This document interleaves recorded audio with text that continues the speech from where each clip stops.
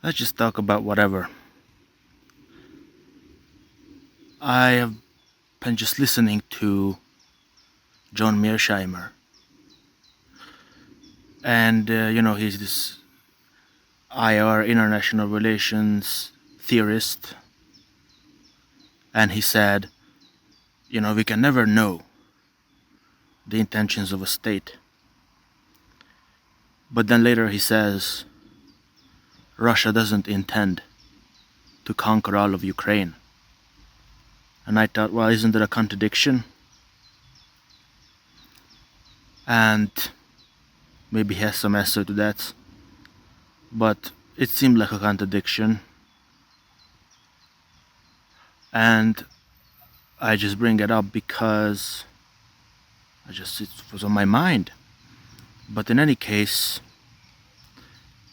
it's actually a good representation of the situation we're in today, which is contradiction and paradox, as well as uncertainty.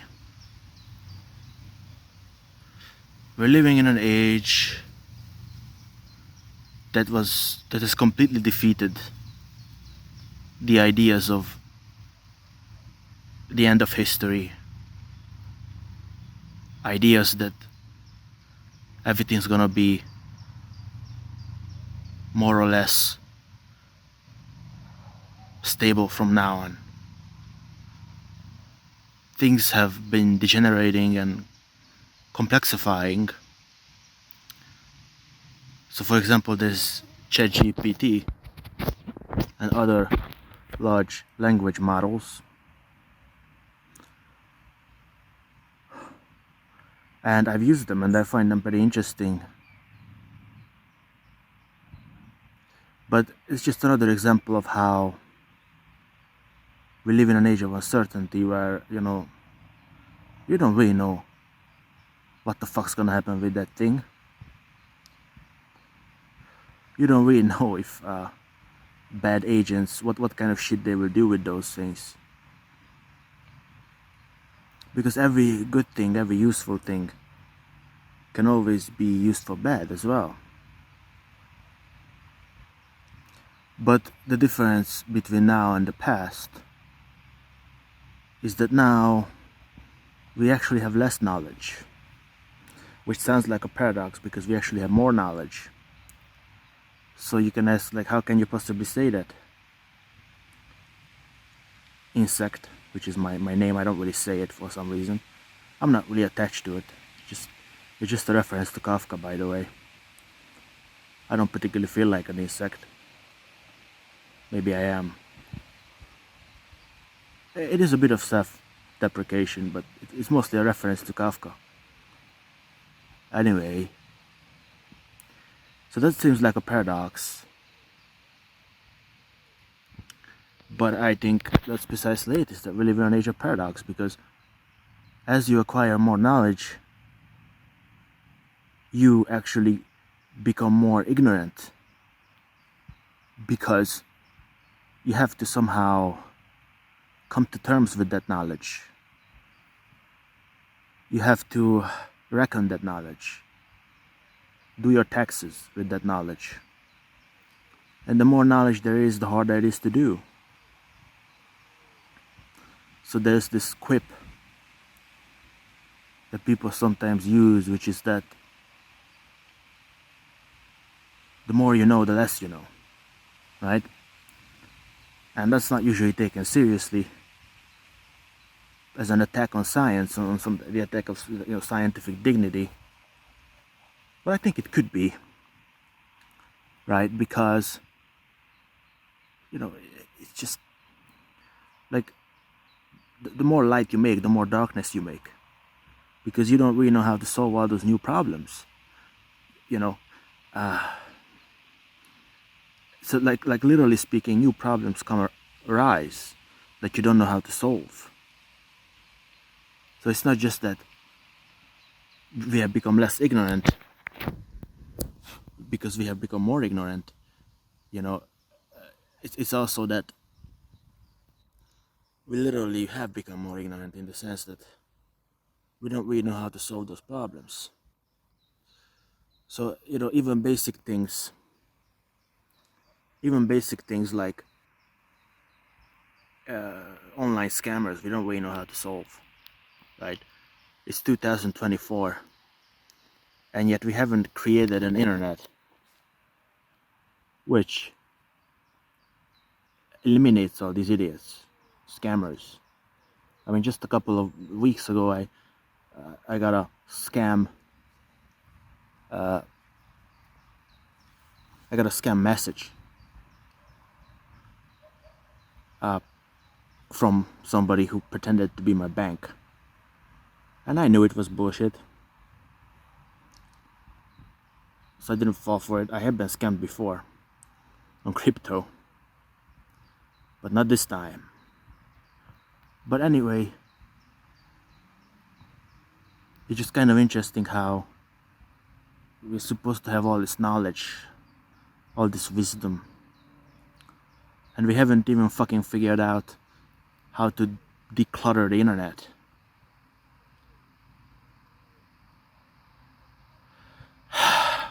So, like, you look at the state of YouTube, for example. Sometimes you have to watch a 30-second ad and then a 15-second ad, or maybe a 20-second ad. Like, you can literally be sitting there for like 45 seconds or 50 seconds, maybe even a minute. I don't know, I think I never got that far. But you almost have to sit there for like a minute just so you can watch a YouTube video, and you think like, aren't we supposed to like progress here? Aren't we supposed to live in a age of unparalleled progress? And yet we can't even do as much as not have to watch a 45-second ad. And of course you can say, oh, but you can use an ad blocker, but why should you have to? Right? It's really ingenious that we have given power to these mega corporations to decide what you can and cannot see. It's fucking ridiculous. And so, we're supposed to have this big fucking deal of progress. And there is some, like, the architecture is kind of pretty and modern, and you have nice fridges, and, you kind of have to get this feeling that, it's pretty modern. I can take an Uber, I can take whatever. And yet the feeling is always there that something is amiss, that something is missing.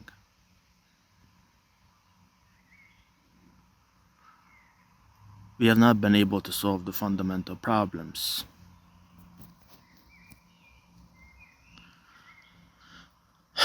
The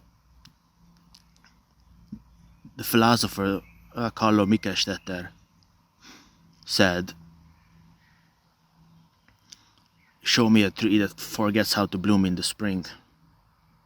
Right? Trees never forget how to bloom, but human beings do. They have an imperfect memory. And that's not the only imperfect thing about them. They have many imperfect things, right? So, basically the point is that the simplicity is the key, right? Nietzsche said, praise simplicity.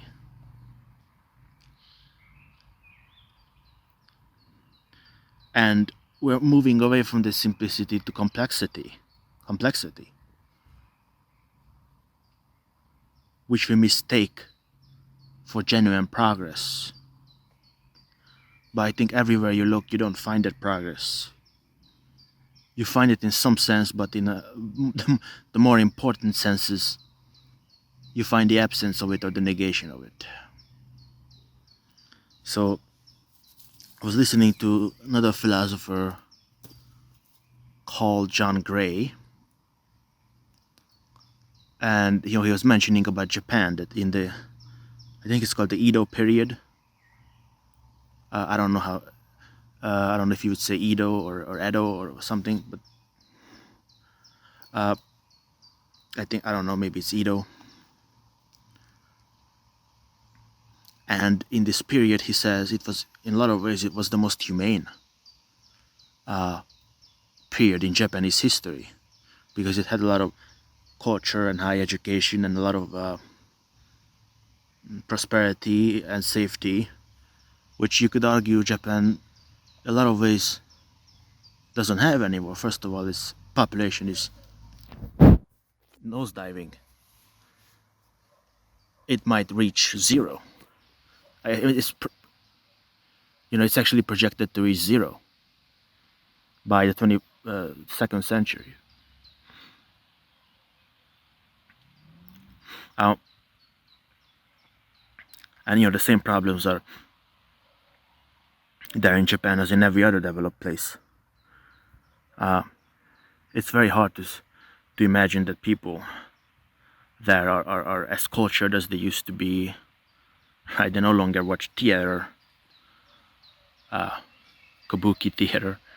I remember that from No Longer Human. But they have their own specific style of theater, or different styles. It's probably not the case that they have the same amount of culture. I mean, we have some insight into that. We watch anime and read manga and hentai and this sort of crap. That's just not quite the same as it used to be, right? And in terms of, again, meaning, how much meaning they have in their lives, how much beauty they have in their lives, or even how much happiness they have in their lives, there's just no evidence that, first of all, it's doubtful that they have more of the first two, meaning and beauty and that sort of thing. Very doubtful. Probably they don't. But it's also doubtful, I would say, that they're happier, right? That there's just no fundamental evidence for this idea that people are happier now than they used to be.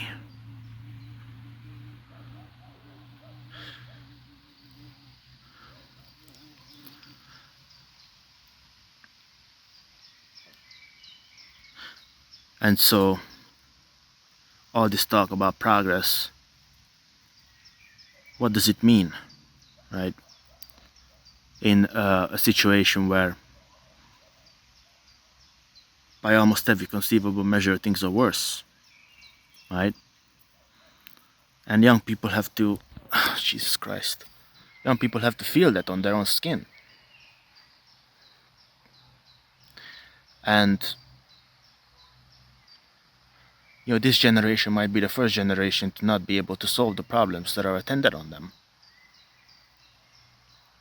For example, with climate change.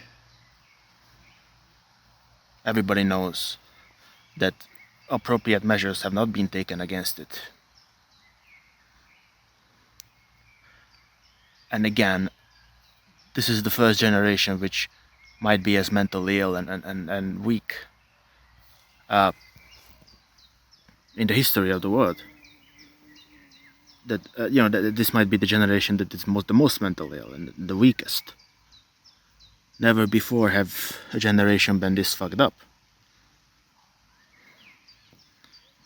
And we have managed to push ourselves into a situation where you're a young person, you can hardly even make rent.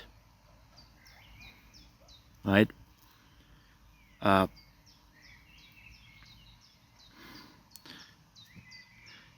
It just eliminates the possibility of living a normal life, as people once did. And you can debate about whether that's even a good thing or a bad thing.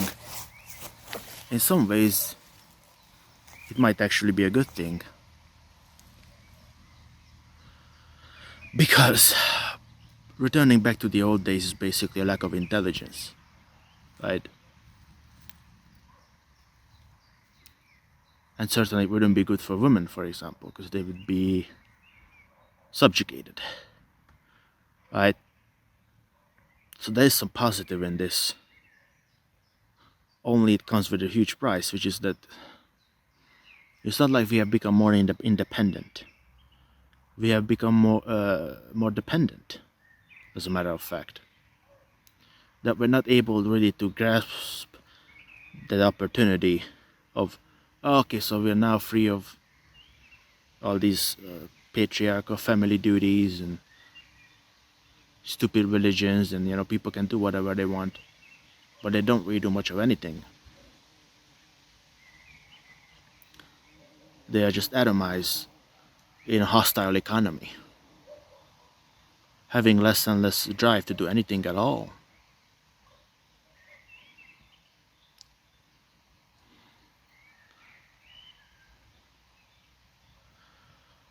And in terms of men, I think one reason why, one tragedy that is associated with men is that it's more difficult to maintain yourself as a man. It's more difficult to hold frame. Men today are much more fat and lazy and mentally ill and so on and poor, and so that fundamentally decreases their value on the market, so to speak. Whereas at the same time,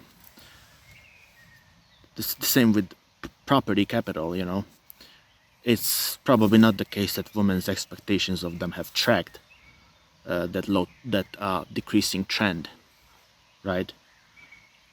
So there's a major mishmash between supply and demand, much more demand than there is supply. Okay. And in terms of a solution, a lot of people who are traditionalists venerate a place like Japan, which I mentioned. They say, "Oh, look at this! It's a nice, safe country, and there's always an element of racism in there, or kind of, if not racism, then the desire for ethnic. Well, no, that's definitely racism. I don't know how else to put it. They just, this idea of ethnic purity is attractive to them because they say, well, it's the same culture, so people get along better. And it's like, yeah, they get along, but why is that a good thing necessarily? That North Korea is one of the most ethnically homogeneous society. It's also one of the worst. I mean, look at the kind of shit they produce is garbage. I mean, they make the biggest output is garbage. Like your little things and materials. They don't have what South Korea has, which is on the same peninsula. I think it's a peninsula or whatever. That they don't have giant companies and so on.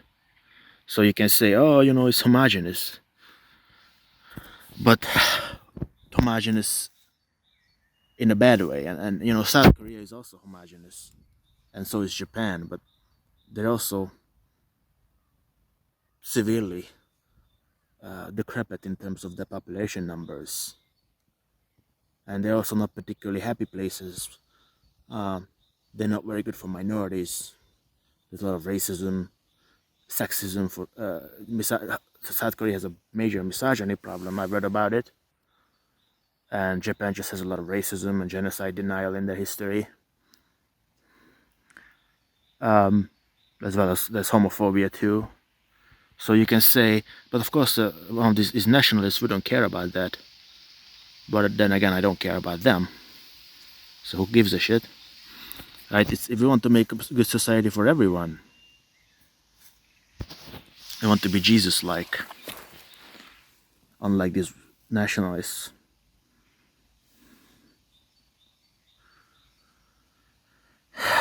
And so it's just not obvious that this kind of right-wing solution is any solution at all. It's too naive. Reinstall the emperor. Okay, so you reinstall the emperor. So what? I mean, you basically you have royalty in countries like the UK. What the fuck does that help the UK? Um, I think there's another form of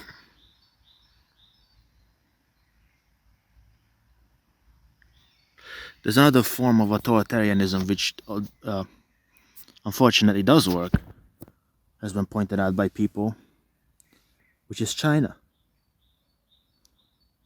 China is basically a combination of the worst parts of capitalism and the worst parts of socialism. Right? I've listened to Zizek, he says this. Um, it's very authoritarian, but at the same time, it has opened itself to the market. So capitalists can compete, right? But when the capitalists go too far, the state punches down, you know. And unfortunately, that has seemed to work. And there's a great danger that it's only these countries which will succeed in the future. Because it's only these authoritarian or totalitarian countries, in fact, this is totalitarian. It's one step above authoritarian. Only these countries will have the gall, not just the gall, but the power to force people to have kids, for example. Right? That if you, these countries can technically ban contraception. They can ban abortion. They can ban contraception. They can even force people to have kids. Right? And you might say, oh, okay, that's not gonna happen. And okay, maybe the last one won't.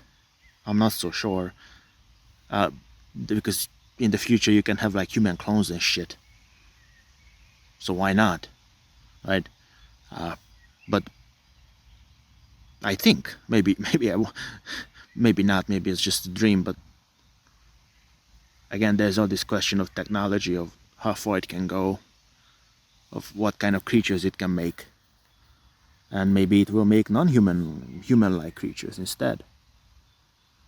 But there is actually an example of the banning contraception and abortion completely. It happened in the USSR.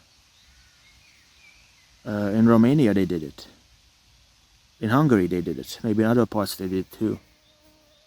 And it was basically just, you're not allowed to have an abortion. And I think contraceptives were also banned. But abortion definitely was.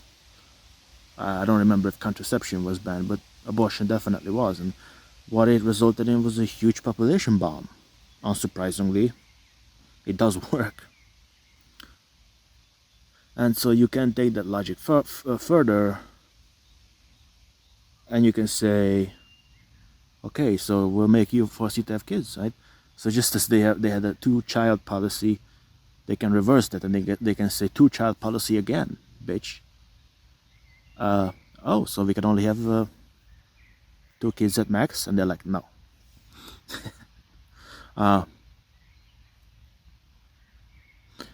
And so the nice liberal countries of the West, Europe, North America, they are always caught in paradoxes and contradictions, in that they are supposed to be tolerant, but if they're tolerant, that means they can force their subjects, the populace,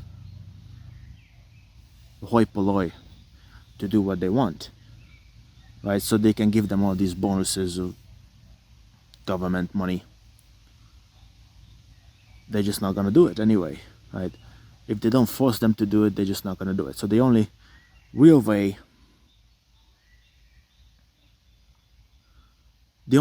for them to do it is to return to a kind of fascism, or a soft fascism, where it's very patriarchal and the woman has to be reliant on the man,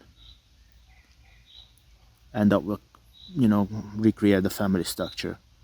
But those democratic countries cannot ban contraception. They cannot ban abortion. They cannot force the people to have kids. They probably will ban cloning forever. You can't clone. Like, I think it's illegal There's no country in the world, maybe. I once saw a Wikipedia list of countries which ban human cloning. I think maybe all of them or most of them have banned it. You can't clone humans. But the countries which, if they're gonna do it, are gonna do it are the totalitarian ones. Like, I'm not saying it's gonna happen, but I'm just saying that if you're Switzerland, you can do that. You know, there's no amount of francs you can pay people. You know, just a totalitarian country can do it, at least in theory, which is not to say it will,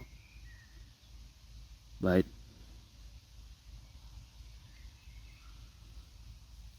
And so, yeah, we're just constantly in a mess, you know.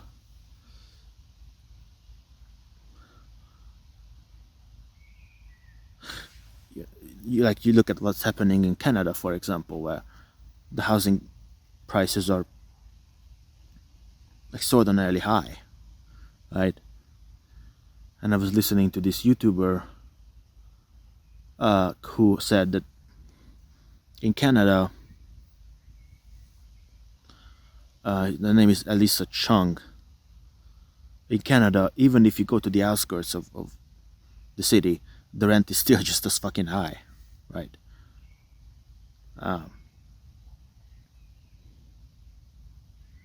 And so, it's a nice liberal country, rich, blah blah blah. But you go outside and you take a walk, as she did in the video, and it's just a miserable place to walk. There was garbage everywhere.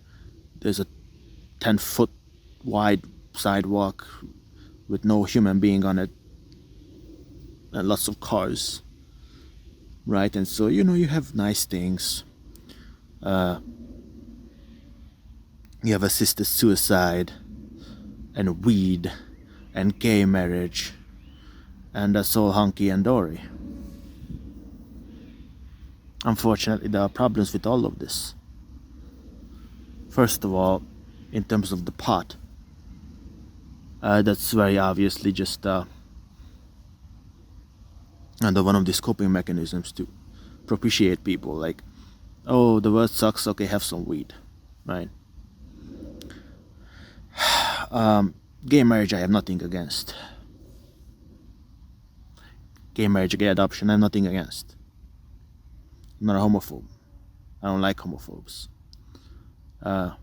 Transgender rights, nothing against. Transgender women are women. Disagree, you're a retard. I'm allowed to say retard, because I'm retarded. Anyway. But in terms of assisted suicide, there's another problem, right? Which is that you could argue that it's a kind of ableist thing, in that it basically pushes unwanted people to be cast aside, to snuff them out, right?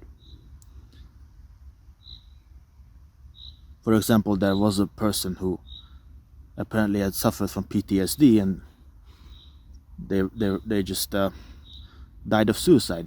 This may have been in Belgium, actually. And Belgium also has a terrible history of slavery, right? For such a small country, they have a terrible blood footprint.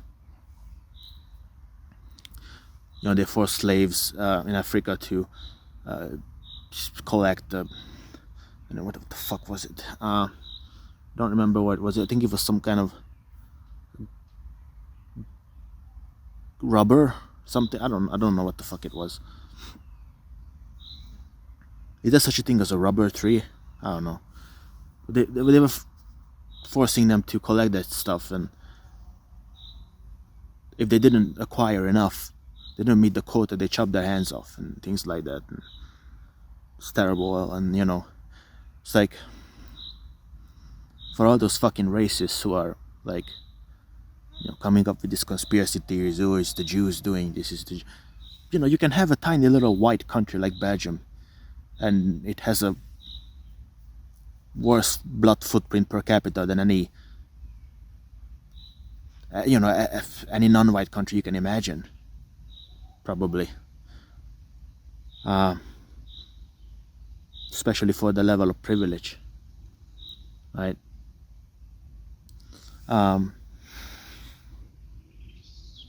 Anyway, so in Canada, you have this thing, and the funny thing that some people have pointed out, and I think I've come to this conclusion too. I want to say it was on my own, but I don't remember. Which is that death penalty is illegal. Capital punishment, French Revolution. We don't do that shit, right?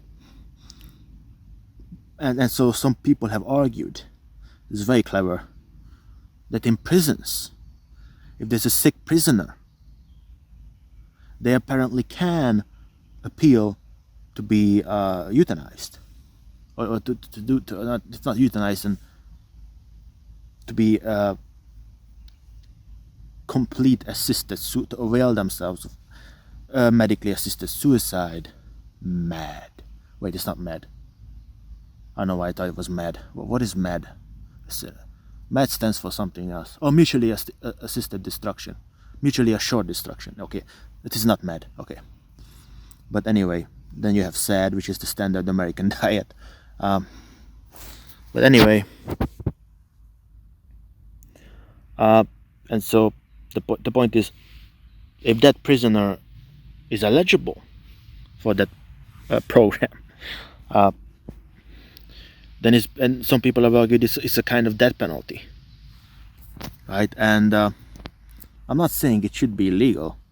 I think assisted suicide should definitely be legal. I'm not one of these panic idiots. So like, oh no, it's Nazism. That's easy to say. That's a Jordan Peterson level thought. Argumentum ad Hitlerium. I'm not gonna do that to you. I won't insult your intelligence by doing that to you. But anyway, maybe I just said it here. Anyway, the point is that if that person commits suicide, some people have argued it's a kind of roundabout way of putting a prisoner to death. And there's not necessarily a way of refuting that in every case, because I think you can imagine a situation where somebody who could technically be saved somehow, it just isn't saved, right? And it's not quite the same as putting somebody to death.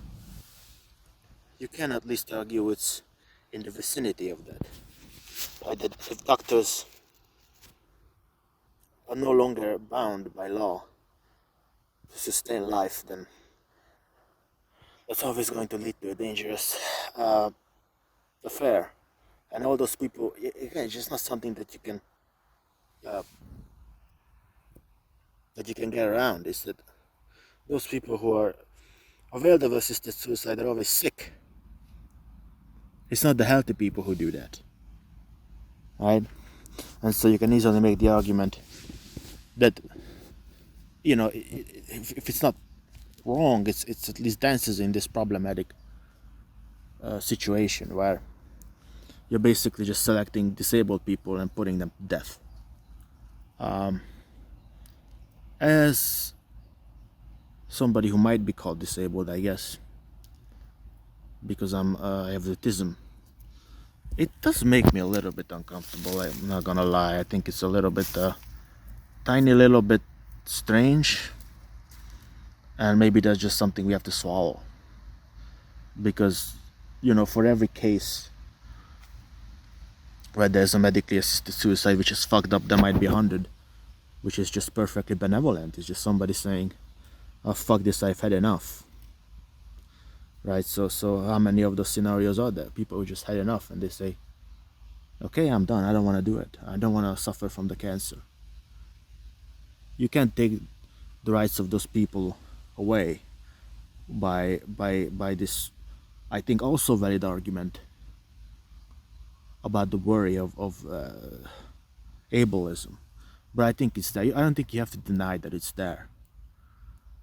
The same way with abortion, is that I don't think you have to necessarily say, well, it's just a clump of cells, it's nothing. Clearly, it's a it's a prototype of a human being, if not a human being. Maybe I don't know if you would call that a human being. I suppose you would, but in any case, yeah, there's definitely like a creature there. It's a developing creature, and I think it's very callous to just deny that and say, "Oh, it's just a clump of cells." I mean, why the fuck would you say that? It's not. It's it's more than that. But you should still have the right to kill that child, right? I said that because it was Louis C.K. who said in a comedy routine, who said, "Yeah, I think it's a kid, but I think you should have the right to kill your kid." And that's a very stark way of putting it, but it's basically true. You should have the right to abort, I think, but not in all circumstances. So let me clarify that. I don't think that you should just have the right to kill a fetus in the later stages. I think that's ridiculous. But unless it threatens your life, blah blah blah, okay. But I don't think you should just be like, oh, it's a 8-month-old fetus, let me just murder it. No, don't think you should have the right to do that. But in the earlier stages, which is when the vast majority of abortions happen before the, I think most of them happen before the third trimester, right? Almost all of them. And in the earlier stages of gestation, the fetus is probably not sentient. And it's not sentient, and there's very little problem, I think, killing it. And once it's sentient, it's a bigger problem. But it still might be permissible. It's just that you have to have the right circumstances, right? If you know that kid is gonna have 4 heads or something, then yeah, probably just get the job done. But if not, then probably should give it a chance. So again, I'm just saying that things are difficult. One thing that we should resist, if we want to have an honest kind of discourse on this planet, for the 5 of us that do, and there really is not much more than that, I've noticed. What we should get rid of is this demandingness for everything to be neat and either one or the other. But we can't just be honest enough to admit that things are difficult, and sometimes we're just not going to have perfectly nice and clean answers to things. I think we would benefit a lot from that understanding. Okay, what the fuck else? I wish I had something interesting to say. I wish I had something interesting to say.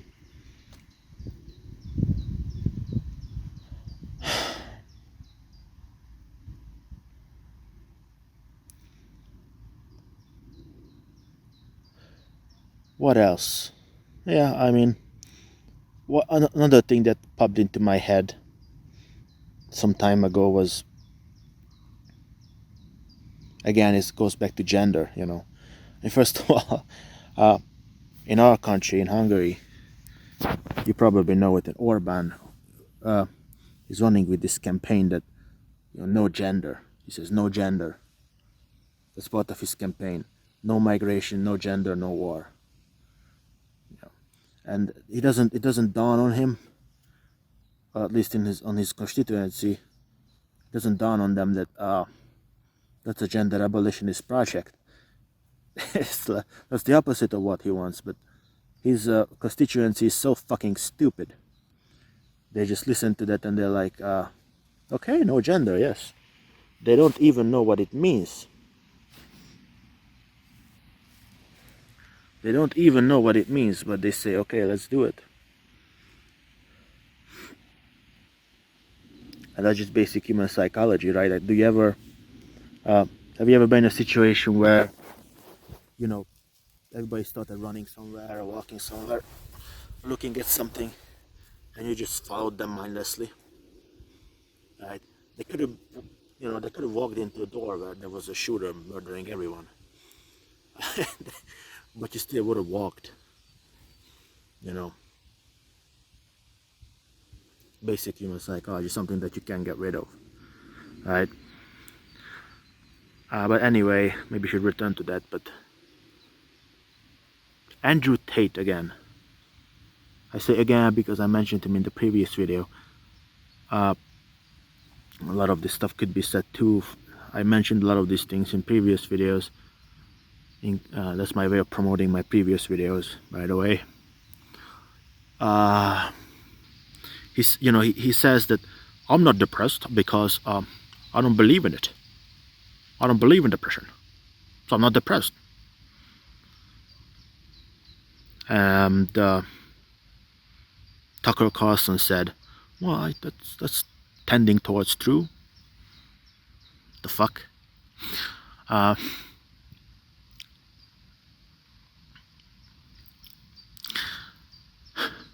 But anyway, so it's funny that the same crowd that denies that you can choose your own gender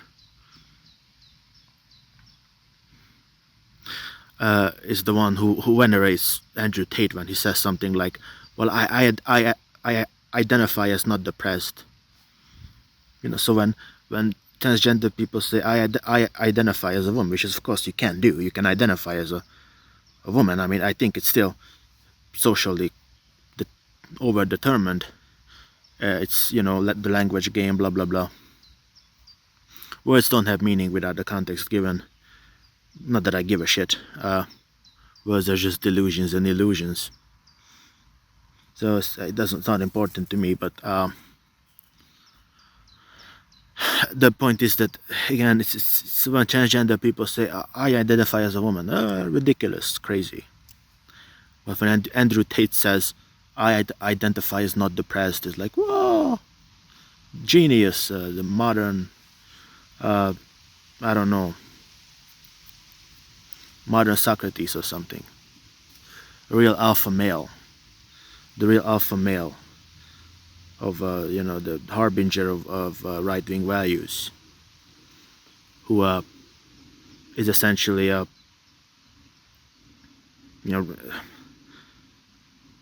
somebody who runs prostitutes, essentially. Says confused, sad young man delusions. But he's the next messiah. He's a pimp, He's a pimp, scumbag. So it's just funny that how easily people can be roped into everything, right? That ties back to the previous topic that it's you can completely repudiate the other side, and you can say they're crazy, they're stupid, they're woke SJW, blah blah blah blah blah. Okay, so then let me do my own bullshit, right? So I don't want none of that bullshit. I want this bullshit right here. Oh, look at this bullshit right here. I love it.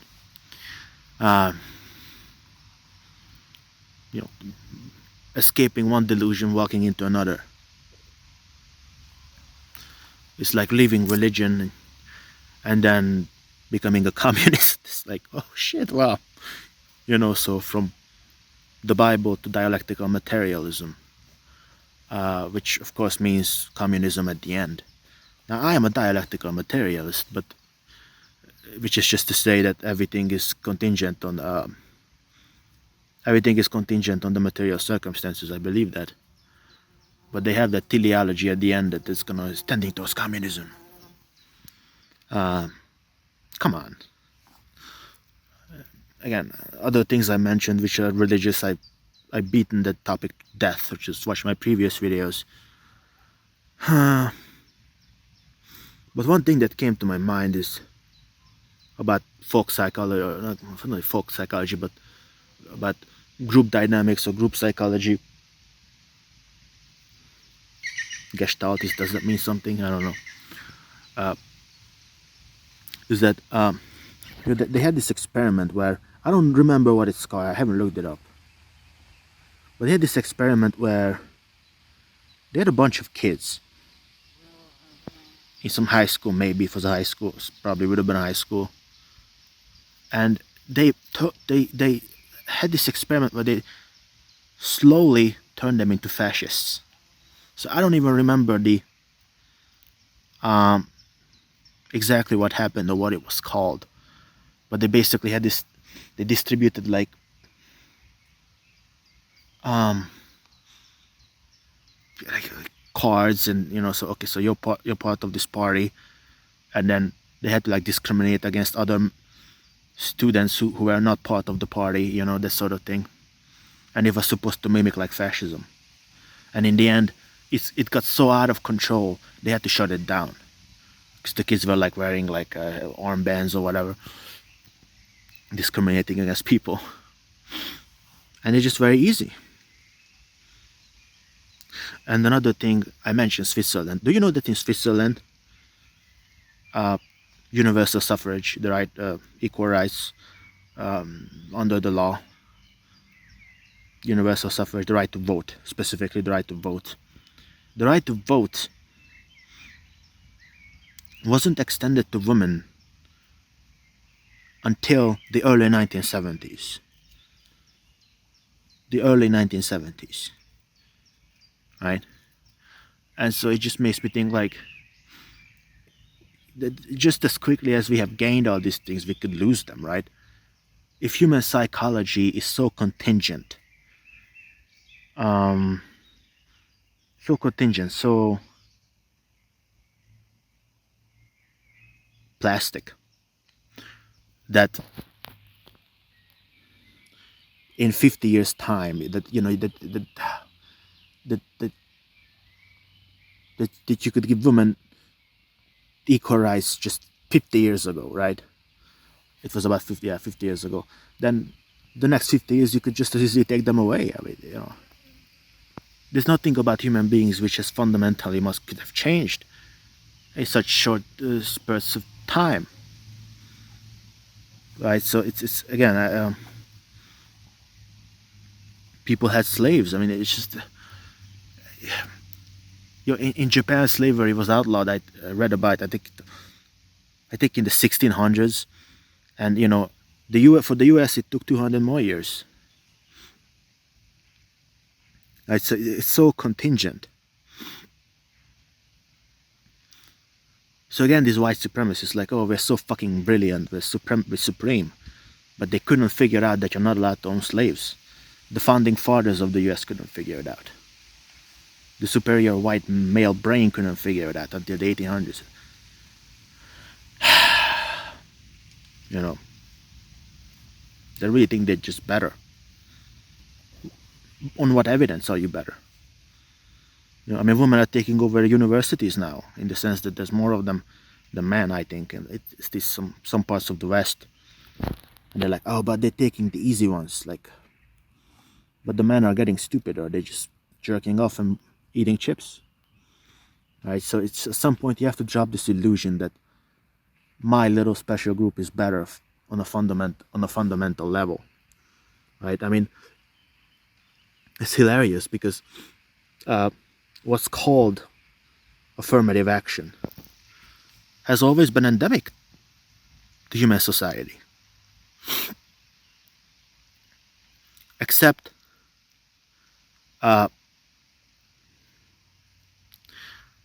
it was only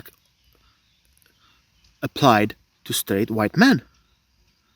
I mean, some of you were cringe at this, like, oh, but it's true. That's the history. First, the straight white men had the right to vote. In the West, at least. Of course, in Asian countries, African countries, it would have been different. Mostly, not in South Africa, of course, but obviously it would have been different in different places. In the West, in your country probably, in my country, it was the same thing. It's the white man had the right to vote, and then it was extended to women, and it was extended to the ethnic minorities. So I'm not even sure how it went, because in my country there wasn't slavery, so it was a little different. and there were different regimes. But to just talk about the U.S., which I know, it was women first, right? I think it was women first, suffragettes. Then it was black people in the 1960s, right? And then sort of gay people had gained the right to marriage in 2015, which is now under threat, and other things are under threat too. But you see that the straight white male, or well, that could have been gay actually, but at least on paper, the straight white male, the straight white man, because it could have been transgender too, I guess, but the straight white man on paper, de jure, the jury had all the advantage in the world. They were basically like a kid who pushes down the heads of other kids in the pool. Have you ever done that? Ever done somebody pushing your head down? You can. That's what they had, and yet despite that, the kid came up with an uppercut and came out of the water. Right? Came out from under the water. And it's a constant struggle for those women and for those minorities to keep their rights, for the boy, for the kid to not be shoved under the water by the hand. Right? And again, it's just a fact. I mean, you fucking look at the US. They constantly have to struggle for their fucking rights. Because they're constantly being taken away. They're constantly being molested. In other countries too. Right? The only group that is virtually never touched, or even when it's touched, it never really moves anywhere, right? Is the straight white man. There's no legislation there's no Project 2025 to take away the rights of straight white men, right? We're also cis, but I don't really like that term, so non-transgender or whatever. I think the left uses pretty stupid terms that just makes them unattractive, right? That make them unattractive. Cis is just not a very attractive term, but it's just the term that's used. I don't know what you want me to say. I don't want to use it. I mean, we could talk about the left's problems. The left has many problems. I don't agree with everything they say. I'm not an idiot. But these are just facts. That there is no program to take away the rights of the straight white man. But women are being targeted, sexual minorities are being targeted, immigrants are being targeted. But the straight white man, they never gets any, should we put them on a leash or something? That never happens, right? And some of that is just the biological advantage, but some of that is just, and again, I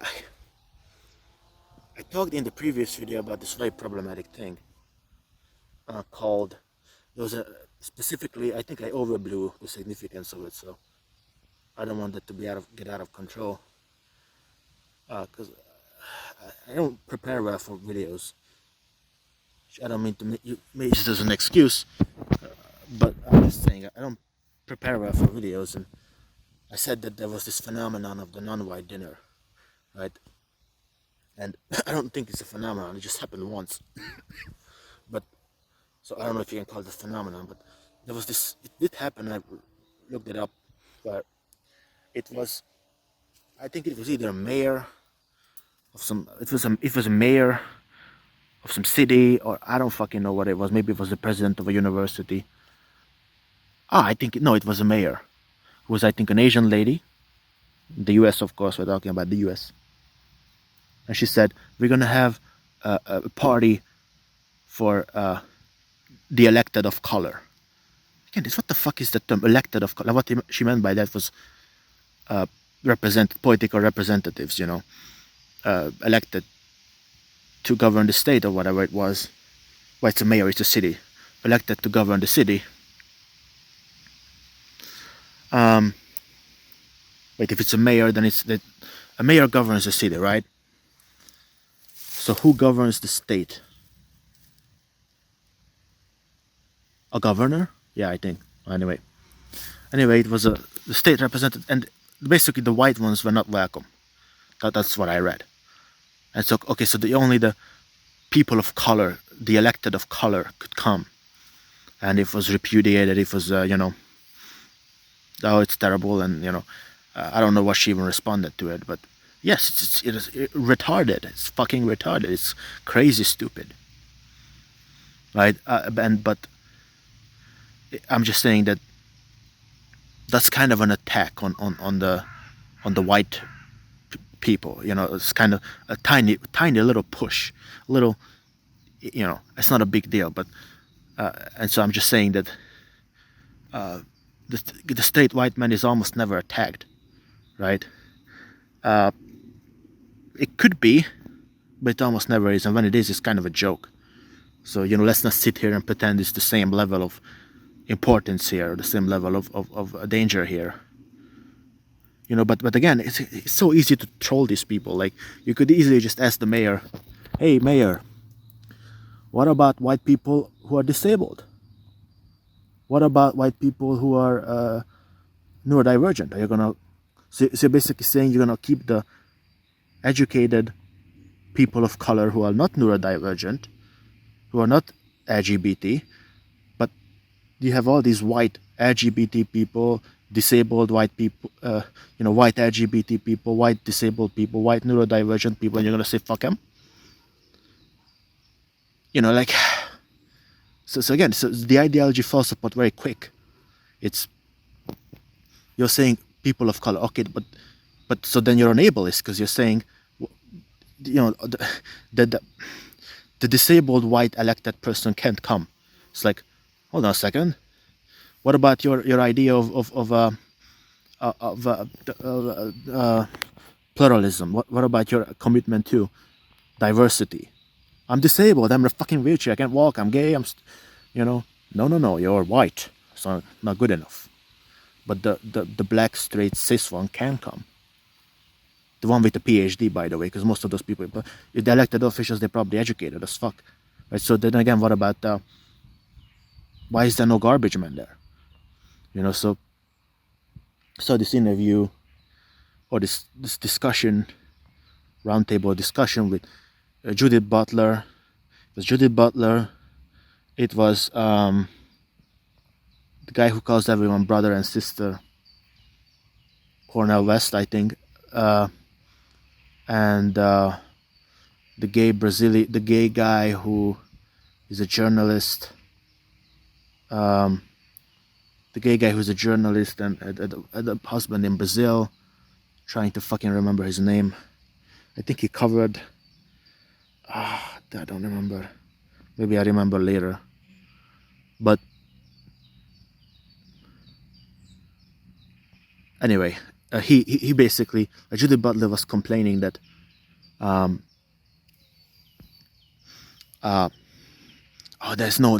noticed there's no woman of color here. There's no woman of color at this roundtable, and the journalist guy whose name I don't remember right now responded like, fuck, I don't actually remember that either, but I remember that I thought of a response in my head, and my response was like, or maybe it was him.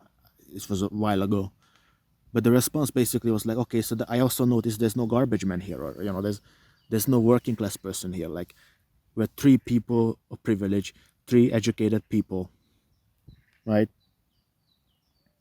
But there's no garbage man, there's no janitor. Right? So you're complaining about the lack of representation for a very specific kind of niche group, but then you have no problem you're not complaining about the fact that the working class is not represented either in your stupid ivory tower discussion. And that's exactly it. Completely exposed as a bullshitter, right? I do wish I could remember his fucking name. Well, anyway.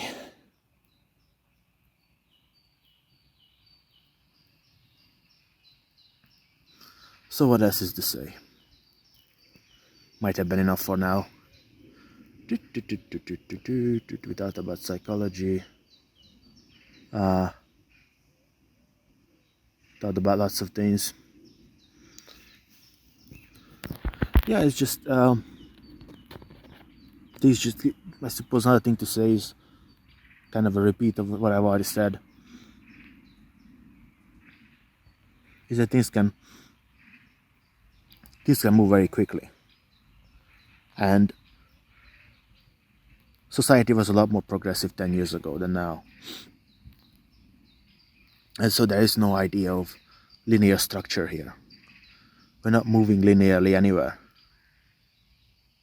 Human psychology is expediently protean, expediently tabula rasa.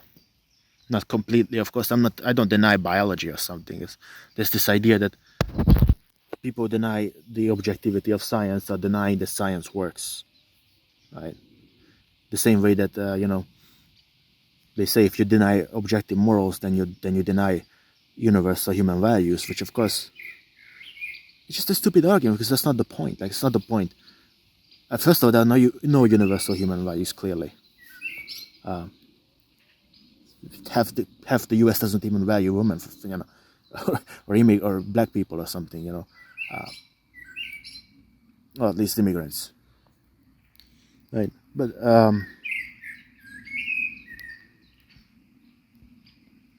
so people talk about the immigrants can't assimilate. Well, it seems to me that we can't assimilate into each other either. Like, of course, immigrants will probably make the situation a little bit more difficult. I'm not gonna lie. Well, but again, this idea that in the absence of that, we're just perfect. We're just we all get along with the same people, and it's like no, and that's really that's the whole point of pluralism, is to not be so alike, and that idea has been eradicated or mostly been there's been an attack against it in the past couple of decades by the liberals, by the kind of liberal ideology which runs the mainstream. That if you have a guy who's a little bit problematic, he's not allowed to talk, which is usually that this only one idea is accepted, right? Which is more or less endemic, right? And I don't have much access to that information because I don't frequent Western universities, so you can tell me what the situation is, but people have noted it, and it probably is true. Like, if you go to your liberal university teacher, you can't really disagree with her, or you'll get an F, right? Or if you want, then you'll get pushed. Like, there will be some pressure put on you to conform. Like, I think that's fairly obvious,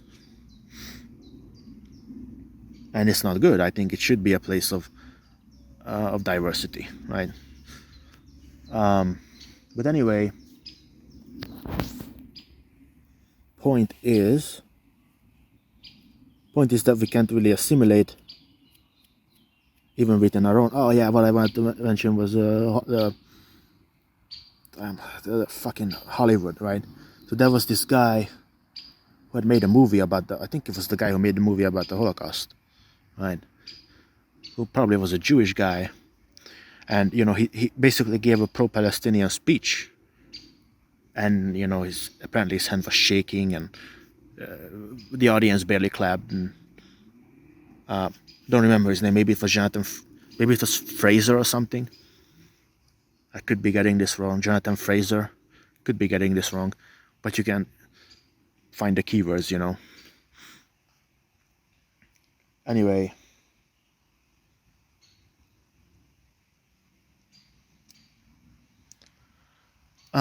the point is that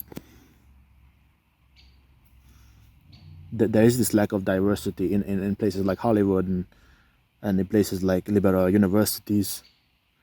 Well, the universities in general, right? You don't have to dig very deep to see that, the keywords are always there: diversity, blah blah blah, and that's just the keyword. That's just basically a synonym for we don't allow any kind of deviation, right? And I just don't think that's a good thing. I think we should be deviant.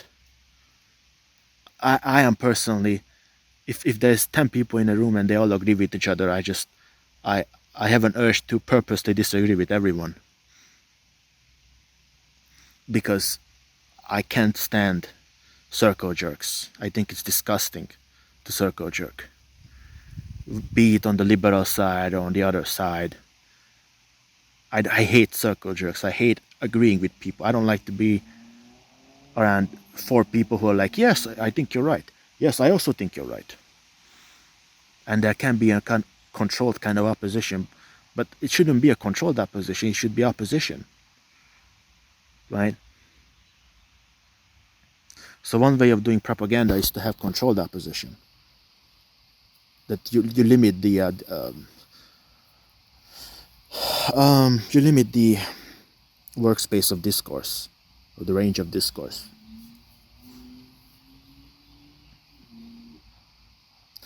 And that's Chomsky says it's a terrific way of propaganda, which it is.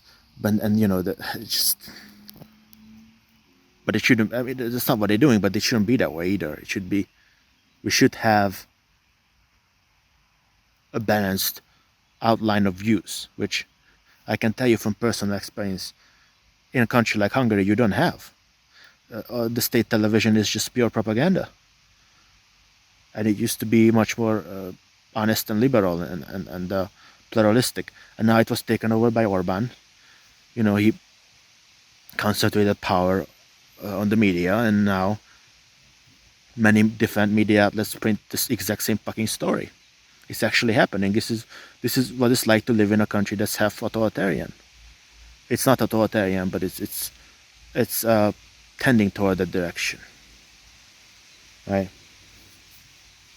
And I don't think it's nice. It's not honest. It's not. People should have the right to get objective reporting. And that's already an like I can't imagine how you could vote for Orban, for example. How you could vote for a shyster, a huckster who's like, I'm gonna tell people what to think. I can't vote for a guy like that. But there's nobody to vote for, right?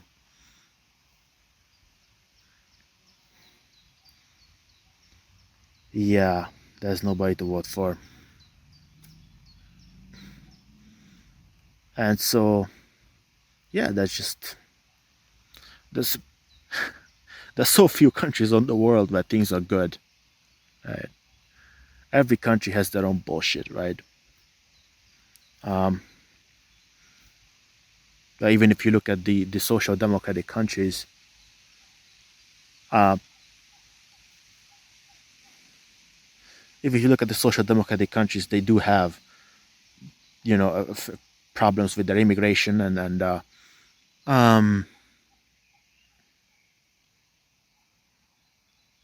they like I think Iceland engaged in some kind of in a level of eugenics.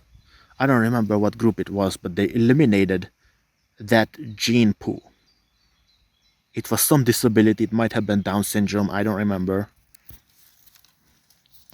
But they eliminated the gene pool through what is essentially eugenics, right? And actually, there's a serious argument as to whether it's right to eliminate from the gene pool bad genetics. But again, very soon you'll get the problem of, what do you consider bad genetics? Would you consider, if you could predict transgenderism, would you say, okay, fuck that? Because of course there's a lot of pain that comes with that. You probably have to go to surgery, transition, bigotry. Well, why not just get rid of it in the gene pool, right? That would be an argument the right winger would probably make. It's like, well, if you don't want homophobia, don't want to be thrown off a roof, eliminate it from the gene pool. We're doing them a favor. Those arguments will be made, right? So one thing to kind of do for us giant-brained intellectuals such as you and me, but mostly you, is to anticipate before it happens. Anticipate the kind of arguments people will make vis-a-vis new technologies and so on. So that's the argument they will make. you know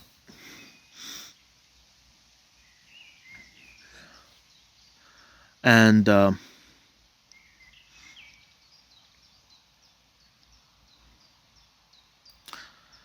I think as antinatalism gains traction, I think the right wingers will pump up that rhetoric too. This rhetoric of, well, if you're if you're, I think it was a NIMBY.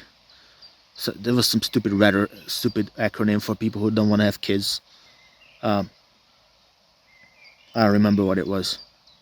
Was it NIMBY or something else? Or isn't that not in my neighborhood? Oh, okay, I think I got it wrong. There's something called not in my neighborhood. People who are like, well, I don't want this thing in my neighborhood, so I'm not gonna vote for it, even though it's a good thing, right? Uh, a water reserve, I don't know what. But anyway, the point is that right wingers will probably pump up that rhetoric of being for procreation, right? They will probably castigate people who don't want to have kids, and that goes back to what I said in the beginning parts of this idea of having kids. There will be something major with that, though.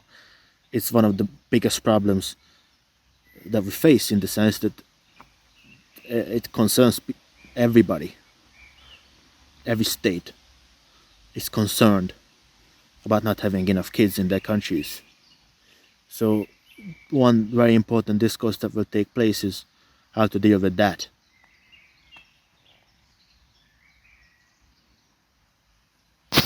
What kind of arguments are gonna make? What kind of laws are they gonna pass in order to inspire procreation? I'm not sure, because in the West, as I said before, they can only go so far. So I wonder what's gonna happen with that. Or their views about immigration will change, right? And with immigration, it's like, I don't want to sound like conspiracy theorist, but it's like, if we ever like make those if we ever provide enough aid to those African countries and Latin American, South American countries and South Asian countries, poor countries basically, if we provide too much aid to them, too much development, they will also go below replacement, i.e. there won't be enough kids. So then where will we source our immigrants from? Like, there's a kind of image in my head that don't know how to prove it, I couldn't, but there's a kind of image in my head that the developed countries secretly want those poor countries to be subdued and remain poor, because if not that, where are we gonna get our immigrants from? And who's gonna mine the cobalt? We're not gonna have slave children to do it, because those children are educated and they don't want to mine cobalt, and they don't need to mine cobalt. Then who the fuck is gonna make a lot of phones? We're gonna have to do it ourselves. We're gonna have to trade fairly with those countries. Oh, fuck that shit. Not in our interest. And certainly, if you're a realist in your IR approach, international relations, which is how I started this video with John Mearsheimer, who's a realist, and realism is basically the idea that states only care about power. States only care about themselves, and they only care about power and maintaining that power, which to me sounds like indeed a very realist scenario, much more realistic than the liberal kind of view that, liberal countries will come together and they will provide stability and blah blah blah blah blah. Right? It's just too naive. So I would probably fall into the realist category there, in terms of international relations. And yeah, if you apply that theory, then yes, the developed countries do in fact keep the undeveloped countries poor for their own purposes. I mean, this is something that they probably actually are doing on purpose. It is just they don't have that kind of image in their head that, well, if we work together, if we give these people an education, we give them a development, etc., then the whole of humanity will run, the same tide raises all boats. But they don't think that way. The same way that companies don't think that way, because they only care about the profit margins. They only care about the next quarter. They don't care about anything else, right? Like Chomsky quotes, Milton Friedman, who said, corporations only have one duty, which is to enrich themselves. They don't have the duty to care about externalities. They only care about themselves, and that's their only duty, right? So although they get this privilege from the state to incorporate, they don't have to reciprocate that kindness by caring about the society who gave them the tools in the first place, right? Because the internet was largely developed in public hands. That's what he says. It was developed in public hands, and it was handed over to private capital, and they made more the profit on the backs of the taxpayer, right? And they used electricity, which also came from the government. And of course, we know this is fact that government plays a huge role in the economy. Even countries which have a high, high level of economic freedom, like Singapore, the Asian tigers, and so on, have the government's hand behind them. For example, in South Korea, have chaebols, which are these rich families that control things from behind. You know,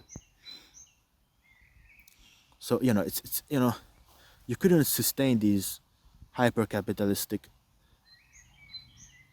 kind of nightmarish countries, uh, which are endlessly developed with huge advantages, without the government being in the background, the invisible hand, which is bigger than a hand. It's a whole fucking thing. It's a giant's hand, right?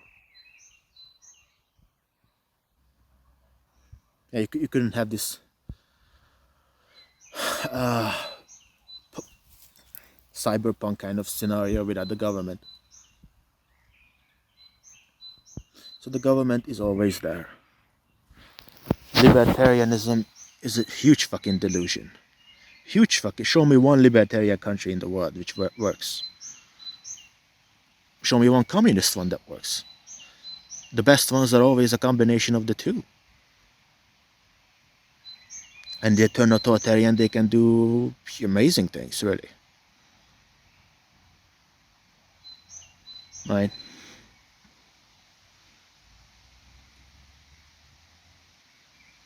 I mean, the capitalism just cannot do anything on its own. Even communism can do lots of things on its own. But capitalism is just nothing without the government. And especially in today's age.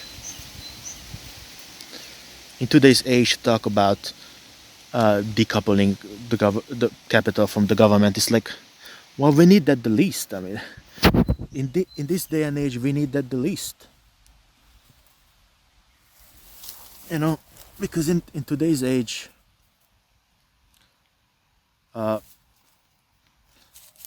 we've got to have red tape. We don't have red tape. We have nothing, because we need to deal with climate change, and we need to deal with international relations, property rights. Who's going to own the AI and the Google and so on? Should we really hand over all the control to private companies? Why the fuck would you do that for? Right, so there's been a kind of a process of protectionism and a lack of internationalism lately. Globalism, lack of globalism, that's what it's called. Lack of globalism is going away, that's what they say. And that looks pretty true. I mean, you have countries which kind of withdraw into their own thing. The UK left the EU. the U.S. is evidently fighting a proxy war. You know that the U.S. is giving aid to Ukraine because they don't like Russia. They're giving aid to Israel because Israel is a client of the U.S. You know,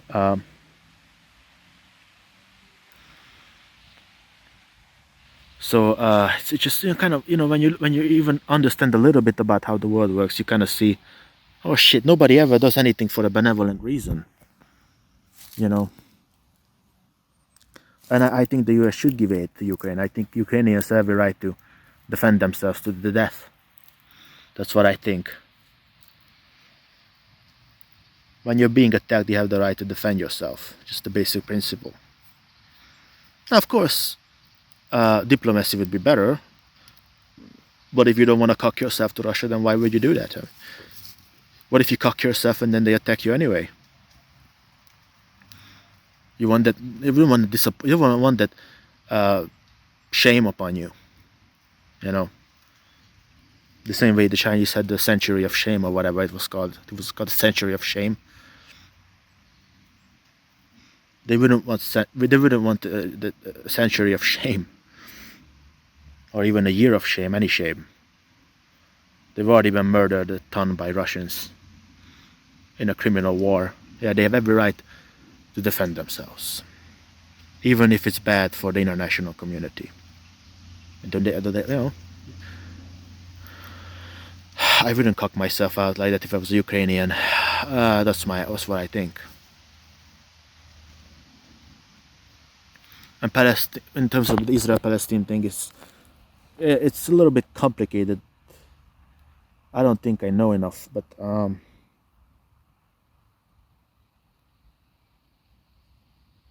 it sounds a little bit like the Palestinians are being blamed, which is a little bit like, blaming ethnic minorities in different countries. Like in my country, in Central and Eastern Europe, you have Roma people, lots of Roma people. We're also called gypsies, but that's a more offensive term. And they get, of course, they get scapegoated all the time. They're terrible. They're awful. They're this, they're that. As if it's not perfectly obvious that it's the white people's fault, because the white people haven't done a good enough job of assimilating them, right? There's, in this country, at least I don't know about the others, but I'm sure it's the same. Well, it probably is the same. I know in Slovakia there's a giant slum. I don't remember the name, but it's got something. It has like a number. But anyway, like a block or something. Anyway, here they have this. Segregation is obviously illegal, but it still happens de facto. And it's like, why do these people have so many kids? Why do they live in? Well, because they're just not educated. The more educated you are, the less kids you have. So if only we invested more in the education of these people, they would have less kids and there would be less poverty. Because the reason why so much poverty is because there's so many people to take care of, which they can't take care of, right? So it's like desegregate the schools, funnel more money into education instead of sports,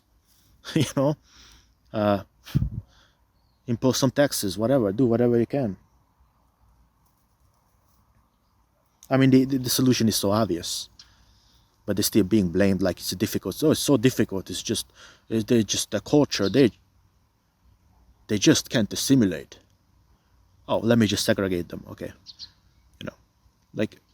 of course there are problems. There's always problems.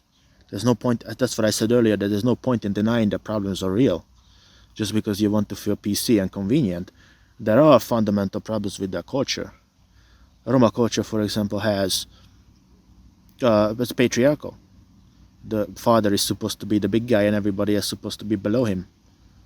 And I don't know to what extent that's applied, but there are clearly problems, and I saw it with my own two eyes. And it's just the reality of the situation that you see. Right? It's easy for a rich liberal white guy from the US to talk down to people who actually experience this stuff. Of course, there's real problems here. It's just you can talk about solutions to the problems that don't involve ethnic cleansing, which is what the fascist party wants to do, right? They want to ethnically cleanse in a clandestine kind of way. By, for example, they want to put a cap on how many kids poor people can have, which is just a code for ethnic cleansing. It's perfectly obvious too. Like, come on, can't you just say that you want to kill these people? Just be honest. So anyway, problems are real, and no point in denying the problems, but also don't deny the possible solutions to the problems. That's another fucked up thing you can do.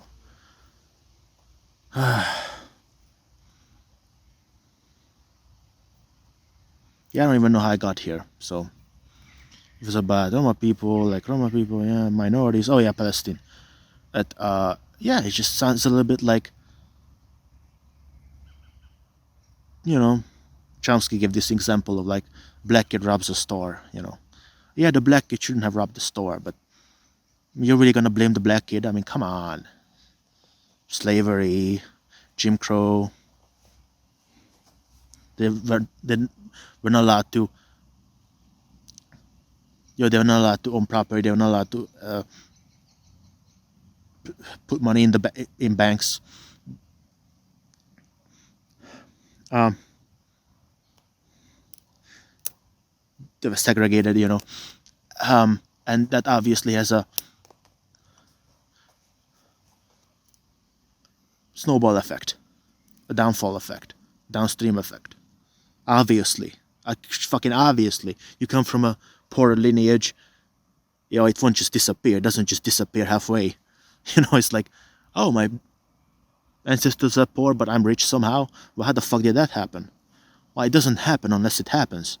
There's no reason for it to happen. If you come from a poor lineage, the next one is gonna be poor. The next one is gonna be poor, and it will require a small miracle for that to be broken. You know, it's just you'd have to be Ramanujan or something, some genius, some from the slums. But that's rare.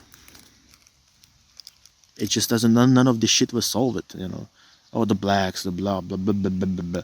Racism. It's in their genes. Well, I mean, suppose it was in their genes. Does that absolve you of responsibility? Does it absolve you of the racist past of the U.S.? Does it absolve you of the duty to invest in their communities and desegregate? And again, to complain about criminals in a state that doesn't even take care of its poor is fucking crazy, right? If only you would have a society that took care of people properly, had a minimum wage that was appropriate to the 21st century. uh, you know, that was that gave people more better housing rights and just more social, a more stronger social safety net and so forth. But the opposite has happened under neoliberal economics. The net has been ripped. So let's not blame the fucking poor, but fix the fucking problem. So tired of these assholes just complaining, and they just ignore what's on the other side. They just ignore the possible solutions to the fucking problem. They just ignore it. They conveniently just take one side and ignore the other side. Anyway, and they do that all the time. Like that's a pattern you can recognize. Is that very often when you listen to somebody, they will mention the problem, blaming the people who are engaging who caused that problem, but then they refuse to look at the possible solution, and they also refuse to look downward and look at the first cause of the problem. Right? You have to look out for that shit when somebody complains and bitches and, oh, they're doing this and they're doing that. Okay, so what's your solution? A lot of the time they will not have a solution, or it will be something fucked up they don't want to say. You know, they look at the proximate cause, not the first cause. Ignore the solution, whitewash the solution. You know.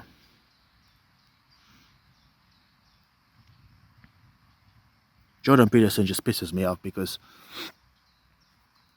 he's one of the main drivers of misogyny today, actually. And I'm serious. Like if you type into YouTube enforced monogamy, it's Jordan Peterson all over, right? You would think if you're not a misogynist, your name wouldn't be all over the keywords enforced monogamy. But of course he's a misogynist. And when he once gave an interview where he talked about the guy was reproaching him, talking about how, well, women used to be molested and raped and whatever, and because of patriarchy, that's what he said, right? He was talking about the patriarchy, and Jordan Peterson said, they could have gone to the police. I mean, what a fucking dismissive cunt. And the guy never reproached him for saying that, but I would probably have called him a cunt myself. It's like, yeah, they could have gone to the police. Is that your solution? Like he has this patriarchal, authoritarian solution. Like, in Afghanistan, you can go to the police. They're not gonna give a fuck. Saw this documentary, kind of maybe on Vice or something, where they were talking about,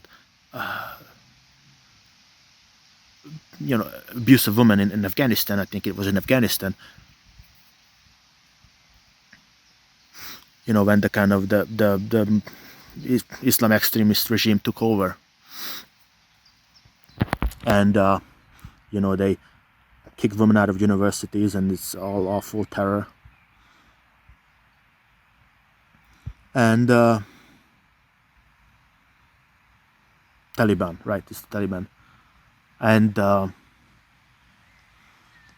it was talking about how, men are never convicted of abusing women there, ever. And the lawyer there, I don't know who the fuck that is, what his title would be, but the lawyer guy says, well, it just doesn't happen. It doesn't happen. The abuse just doesn't happen, right?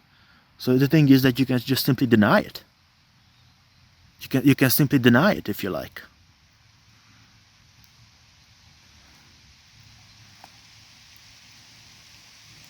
People have a tendency to deny their own cruelty. You do it, I do it. Some of us have more reason to do it, I would argue. The more well put together the less excuse we have. The more privilege we have, the less excuse we have. And it's a very multifaceted thing. It's a matrix of things. It's not just about being white, right? So being white might be one part of it. Somebody might not call you the N-word if you're white. Might not discard your job application because you don't have Shaquille O'Neal on the form. But you could still be disabled and autistic and gay, etc. So it's. I just came to my head that I hate this fucking cunt. I hate Jordan Peterson because he's such a fucking cunt. Denying this fucking abuse that happens, this dismissive attitude of, well, they could have just gone to the police if they were getting the shit kicked out of them, right?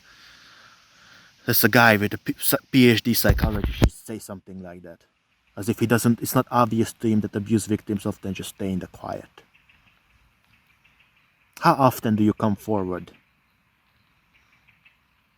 when you get the shit kicked beaten out? You don't, because you feel it's useless, you're gonna get in trouble, if you're a guy especially.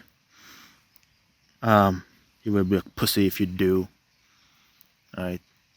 When I was in school and you got bullied, you don't go to teacher, it almost never happens. You'll be a pussy.